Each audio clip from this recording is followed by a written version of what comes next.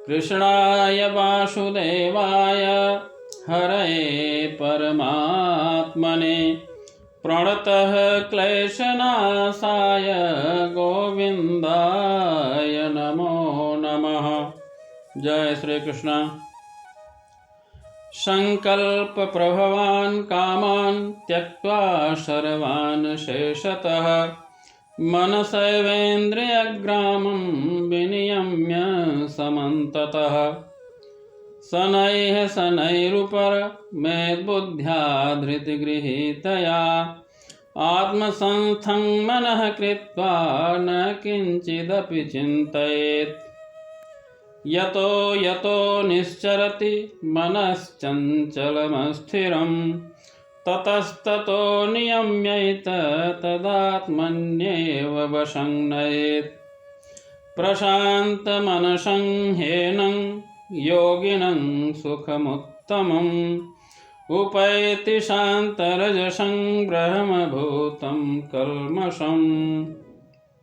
अर्थात संकल्प से उत्पन्न होने वाली संपूर्ण कामनाओं को निःशेष रूप से त्याग कर और मन के द्वारा इंद्रियों के समुदाय को सभी ओर से भली भांति रोक कर क्रम क्रम से अभ्यास करता हुआ उपरत को प्राप्त हो तथा धैर्य युक्त बुद्धि के द्वारा मन को परमात्मा में स्थित करके परमात्मा के सिवा और कुछ भी चिंतन न करें। यह स्थिर न रहने वाला और चंचल मन जिस जिस शब्दादि के विषय के निमित्त से संसार में विचरता है उस विषय से रोककर यानी हटाकर इसे बार बार परमात्मा में ही निरुद्ध करे। क्योंकि जिसका मन भली प्रकार शांत है, जो पाप से रहित है और जिसका रजोगुण शांत हो गया है, ऐसे इस सच्चिदानंद घन ब्रह्म के साथ एक ही भाव हुए योगी को उत्तम आनंद प्राप्त होता है।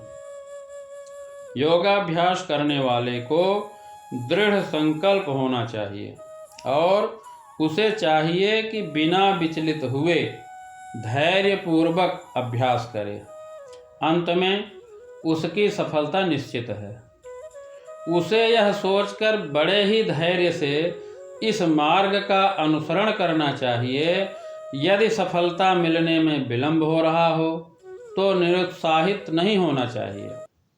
ऐसे दृढ़ अभ्यासी की सफलता निश्चित है। जहाँ तक संकल्प की बात है, मनुष्य को चाहिए कि उस गौरैया का आदर्श ग्रहण करे जिसके सारे अंडे समुद्र की लहरों में समा गए थे।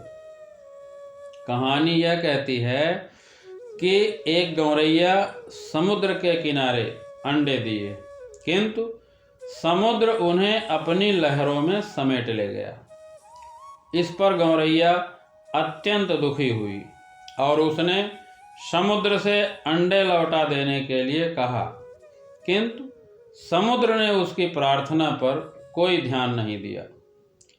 अतः उसने समुद्र को सुखा डालने की ठान ली। संकल्प ले लिया कि मैं समुद्र को सुखा दूंगी। वह अपनी चोंच से समुद्र का पानी निकालने लगी। सभी उसके इस असंभव संकल्प का सराहना करने लगे और उसके इस कार्य की हर जगह चर्चा चलने लगी। तो अंत में भगवान विष्णु के वाहन पक्षीराज गरुड़ ने यह बात सुनी। उन्हें अपनी इस नन्ही पक्षी बहन पर दया आई और वे गौरैया से मिलने आए।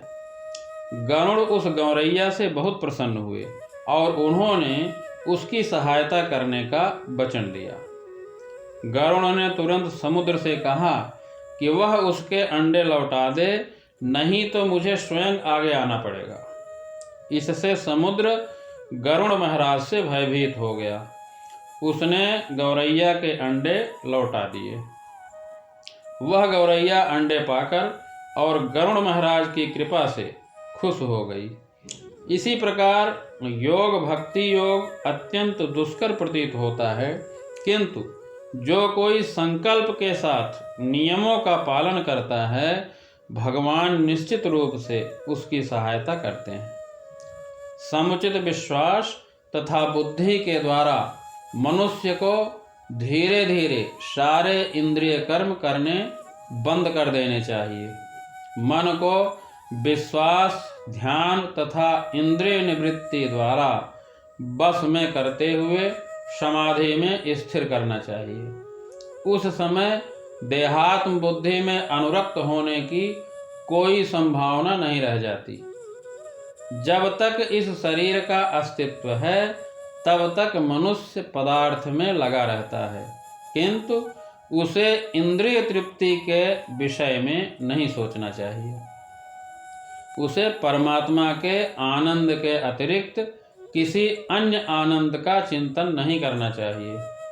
मन स्वभाव से ही चंचल होता है, किंतु एक योगी को मन को बस में लाना होता है।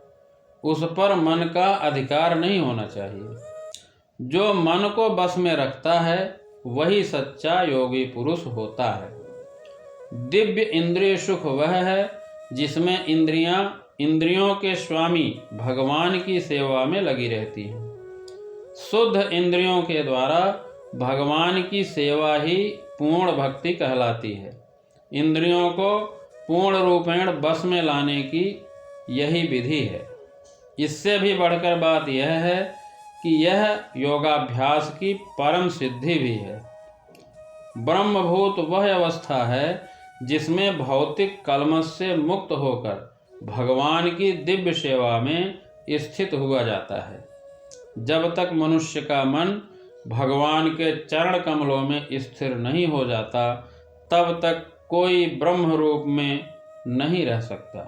जय श्री कृष्ण।